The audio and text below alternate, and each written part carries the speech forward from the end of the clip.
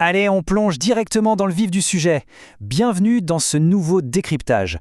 Aujourd'hui, on met un grand coup de projecteur sur un document de formation super intéressant, conçu spécifiquement pour l'université Hassan Sek de Ziguinchor, la fameuse UASZ. En fait, on ne va pas juste parler d'un logiciel aujourd'hui. C'est l'histoire d'une vraie transformation. Le passage d'une gestion manuelle et, disons-le, parfois un peu chaotique, à une communication de masse ultra maîtrisée grâce à Mailchimp. C'est littéralement une petite révolution pour la vie du campus. On regarde ensemble comment ça se passe en coulisses ? Au programme de ce tour d'horizon, d'abord, une petite introduction à Mailchimp. Ensuite, on passera aux fonctionnalités clés.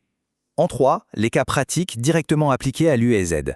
Et on terminera, bien sûr, par les bonnes pratiques indispensables. Mais avant tout, posons-nous une question toute simple. Comment est-ce qu'on fait pour communiquer avec l'intégralité d'un campus sans faire complètement exploser les serveurs informatiques ? Sérieusement, quand on doit envoyer une info cruciale à des milliers d'étudiants, de profs et de membres du personnel en même temps, c'est vite le cauchemar logistique. Dans le passé, gérer des listes d'adresses à la main, c'était l'assurance de voir les messages finir dans les spams, de bloquer les boîtes de réception et surtout l'incapacité totale de savoir qui avait vraiment lu l'information. C'est le défi classique de toute grande institution.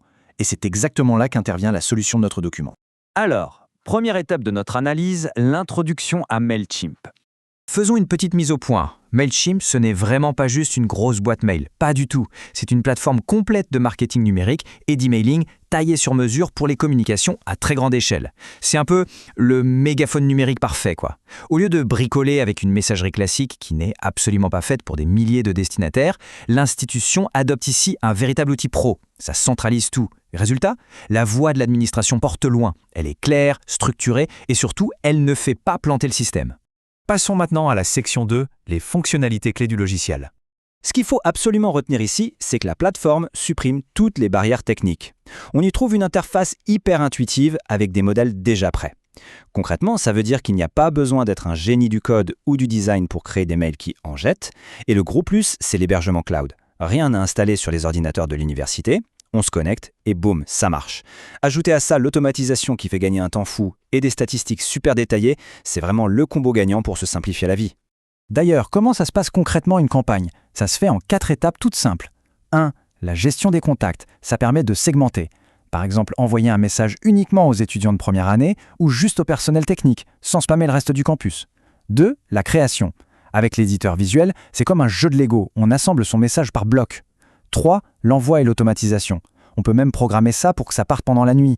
Et enfin, 4. Les fameuses statistiques, les analytics. Savoir qui a ouvert le courriel, qui a cliqué. Fini de tirer dans le noir, on sait enfin ce qui fonctionne. C'est un vrai changement de paradigme. Ce qui nous amène directement à la troisième partie, les cas pratiques sur le terrain de l'USH. Parce que oui, la théorie c'est bien beau, mais en pratique ça donne quoi ? Eh bien pour l'université, c'est la fin des maux de tête pour des tâches quotidiennes de base. On parle de diffuser les infos administratives, d'organiser les réunions, de gérer les événements, et surtout de fluidifier cette fameuse communication entre les étudiants et le personnel. Organiser un grand colloque scientifique ou prévenir en urgence de la fermeture d'un bâtiment, ça prend littéralement 2 minutes. Le message est propre, professionnel et suivi. C'est l'exemple parfait de l'outil abstrait qui vient régler des problèmes logistiques bien tangibles. Et il y a une phrase dans la formation qui résume ça à la perfection. C'est la suivante. Un pont vital entre l'administration, le personnel et les étudiants. C'est fort, non ? Parce qu'au final, maîtriser un outil comme celui-là, ce n'est pas juste une histoire de clics et de clavier. C'est fondamental pour maintenir la cohésion de la communauté. Une information qui circule bien, de manière transparente et à l'heure, ça crée de la confiance et un vrai sentiment d'appartenance sur le campus. Allez, dernière ligne droite avec la section 4, les bonnes pratiques essentielles. Avec de grands pouvoirs viennent de grandes responsabilités. Il y a des règles d'or pour séparer l'amateur du pro. D'abord, utilisez des objets de mail ultra clairs. L'idée, c'est de comprendre l'urgence du message avant même de l'ouvrir. Ensuite, le test. Toujours tester avant l'envoi.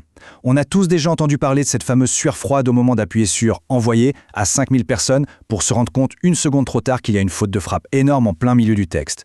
Un petit test et on s'évite ce cauchemar administratif. Enfin, point absolument crucial aujourd'hui, le respect de la confidentialité.